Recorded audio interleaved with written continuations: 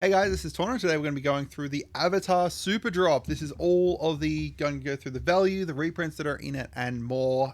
This is an upcoming Secret Lair going to be happening November the 17th. That's right, we're not slowing down. Within another week and a half, we're going to have another Secret Lair. Yeah.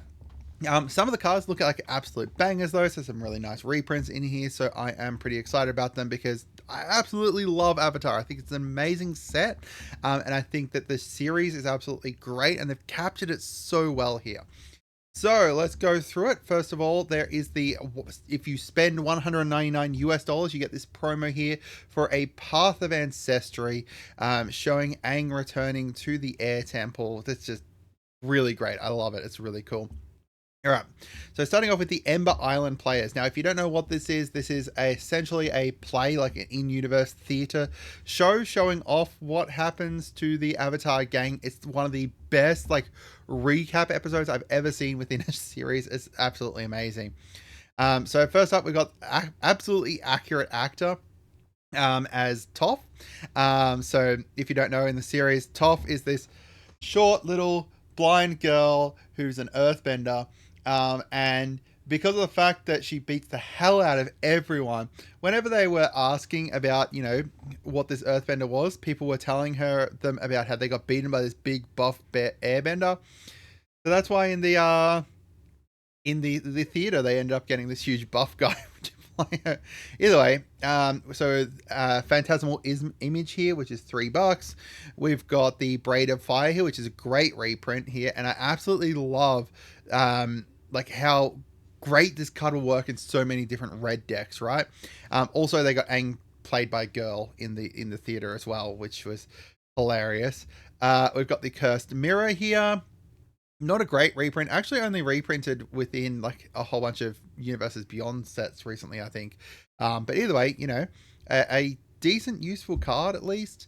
We got Mask of Memory, and then finally the Thespian's Stage there, which is probably the most flavorful of the set. It's all of them, not bad reprints there. And if you do like the Ember Island players, definitely up there as something that you want to look at. Next, we've got the one with the elements here, and this one here is banger. We've got Preordain. Scratch you, draw a card. Very, very useful card. We've got Painful Truce here, which is just great, showing Azula slowly breaking down. You can see the reflection of her mum down here as well. We've got the Pass in Flames there. Actually, no, it was this one. Past in Flames has only been reprinted within Universes Beyond sets for a bit. It's been reprinted within the Doctor Who set and within the Warhammer 40k set. And then Expressive Iteration and Force of Vigor. And then finally Silence there. So not some amazing reprints here. Only about $15 max of value there. But still, really great, flavorful cards. And these would have been amazing as a bonus sheet. I'll get that out of the way. I think these would have been an amazing bonus sheet. All right, now if you guys are liking the content so far, make sure you subscribe. We've got heaps of videos coming out today because they announced everything today for some reason, just a bunch of different stuff. And this is the best channel to go to for your breaking speed, instant speed news. All right, next up, we've got a lot to learn. We've got Aang, Ascendant Airbender as Sarah Ascendant. That is an absolutely bonkers reprint to see in here, and a very, very great reprint. How useful it is within, your Avatar decks is up to you, but still, it's a good card. We've got Avatar Sanctuary here as Cryptolith Light. Cryptolith Right. That's a very flavorful one as well because of the fact that, it's all your creatures can tap for mana. And it's going into the avatars and, the background and the previous incarnations of the avatars as well. We've got Hugh's Reach here as Kadama's Reach. And then we've got Ponder here as well. So overall, the Aang Ascendant Airbender just makes this one incredibly valuable. The rest of it's not, up there as very valuable, but still good. We've got everything because it's good because of the fact that everything's useful in it.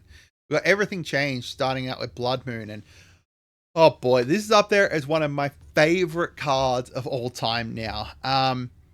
Yeah, Zhao taking the moon spirit, killing the moon spirit, plunging the moon into this red moon is just absolutely amazing. I love it. It's so amazing.